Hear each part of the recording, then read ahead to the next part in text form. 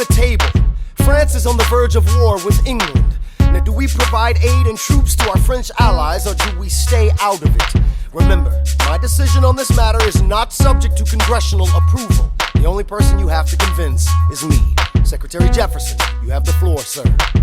When we were on death's door, when we were needy, we made a promise. We signed a treaty. We needed money and guns and half a chance. Who provided those funds? France.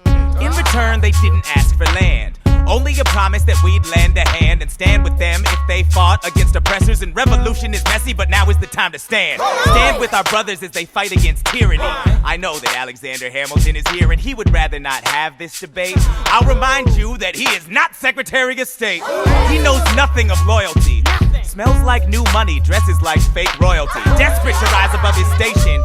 Everything he does betrays the ideals of our nation.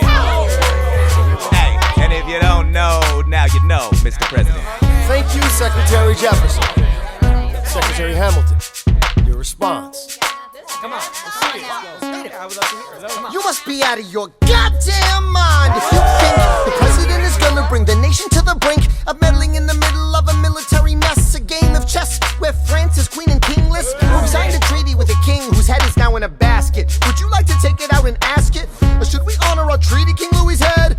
Do whatever you want, I'm super dead. Enough. Hamilton is right. Mr. President. We're too fragile to start another fight. But, sir, do we not fight for freedom? Sure, when the French figure out who's gonna lead them. The people are leading. The people are rioting. There's a difference. Frankly, it's a little disquieting. You would let your ideals blind you to reality. Hamilton, sir, draft a statement of neutrality. Did you forget Lafayette? What? Have you an ounce of regret? You accumulate debt, you accumulate power, yet in their hour of need you forget. Lafayette's a smart man, he'll be fine. And before he was your friend, he was mine. If we try to fight in every revolution in the world, we never stop. Where do we draw the line? So quick-witted. Alas, I admit it. I bet you were quite a lawyer. My defendants got acquitted. Yeah. Well, someone ought to remind you. What? You're nothing without Washington behind you. Hamilton. Daddy's calling.